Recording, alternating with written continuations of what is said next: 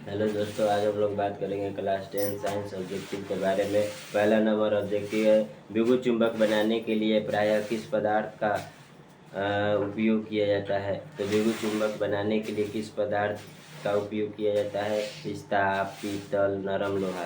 तो option number C, नरम लोहा। विद्युत चुंबक बनाने के लिए किस पदार्थ का उपयोग किया जाता है? तो नरम लोहा। नरम लोहा।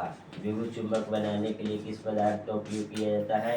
नरम लोहा। दूसरा नंबर क्वेश्चन है, हमारे घरों में जो विद्युत आपूर्ति की जाती है वह है। हमारे घरों में जो विद्युत आपूर्ति की जाती है वह है। तो 220 वोल्ट पर प्रत्यावर्ती धारा। 220 वोल्ट पर प्रत्यावर्ती धारा। 220 वोल्ट पर प्रत्यावर्ती धारा। 220 वोल्ट पर प्रत्यावर्ती धारा।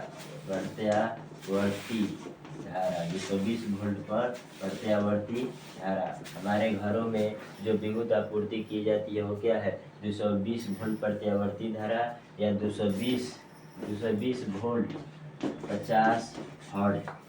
50 हर्ट्ज यानी एक सेकेंड में प्रत्यावर्ती धारा 50 बार अपना दिशा चेंज करती है। एक सेकेंड में 50 बार अपना दिशा चेंज करती है। उसके बाद तीसरा नंबर क्वेश्चन है, किसी वस्तु का प्रतिबिंब आँख के जिस भाग पर पड़ता है वह है। किसी वस्तु का प्रतिबिंब आँख के जिस भाग पर पड़ता है वह है। तो क्या है? रेटिना। हमारे आँखों पर किसी वस्तु का प्रतिबिंब बनता है, वह कौन सा भाग है? तो वह भाग है रेटिना। रेटिना यानी वस्तु का प्रतिबिंब हमारे आँखों पर जिस भाग पर पड़ता है वह क्या है? तो रेटिना। क्वेश्चन नंबर 3 है, किसी वस्तु का प्रतिबिंब आँख के जिस भाग पर पड़ता है वह क्या है?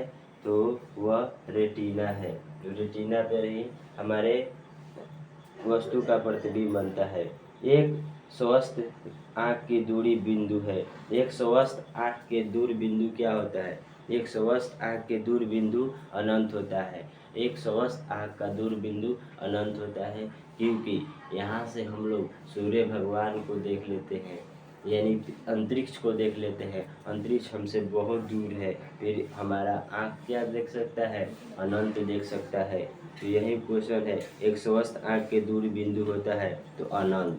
और स्पष्ट दृष्टि की न्यूनतम दूरी कितना है? तो 25 सेंटीमीटर।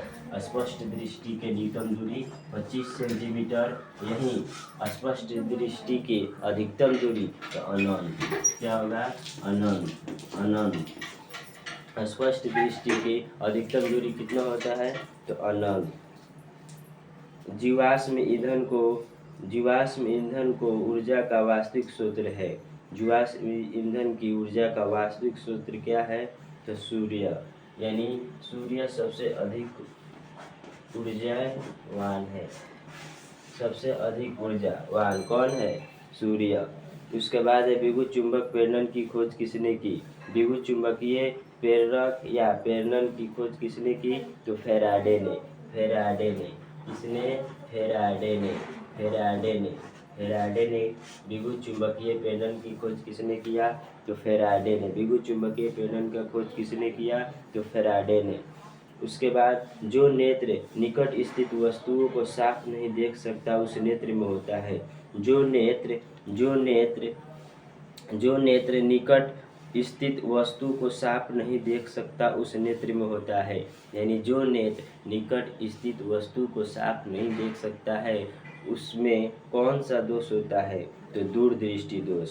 कौन सा दोष? दूरदृष्टि दोष। जो नेत्र निकट की वस्तुओं को स्पष्ट नहीं देख सकता है उसमें दूरदृष्टि दोष होता है, और जो नेत्र दूर की वस्तु को स्पष्ट नहीं देख सकता उसमें निकट दृष्टि दोष होता है। जैसे निकट दृष्टि दोष और दूरदृष्टि होते क्या है, समझाते हैं यहाँ पे।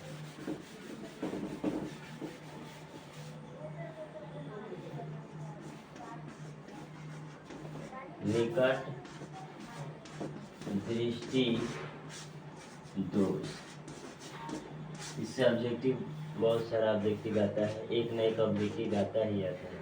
और है दूर दृष्टि दोष। दूरदृष्टि दोष तो देखो निकट दृष्टि दोष, निकट दृष्टि दोष में निकट की वस्तु स्पष्ट दिखाई देती है परंतु दूर की वस्तु स्पष्ट नहीं दिखाई देती है, उसे निकट दृष्टि दोष कहते हैं। और दूर दृष्टि दोष, दूर दृष्टि दोष में दूर की वस्तु स्पष्ट दिखाई देती है परंतु निकट की वस्तु स्पष्ट दिखाई नहीं देती है, उसे क्या कहते हैं, दूर दृष्टि दोष। इसके लिए निकट दृष्टि दोष का निवारण करने के लिए अवतल दर्पण का उपयोग की, अवतल लेंस, किसका, अवतल लेंस का उपयोग किया जाता है। निकट दृष्टि दोष को दूर करने के लिए अवतल लेंस का उपयोग किया जाता है और दूर दृष्टि दोष को दूर करने के लिए उत्तल लेंस का उपयोग किया जाता है। कौन सा लेंस, उत्तल लेंस का उपयोग किया जाता है।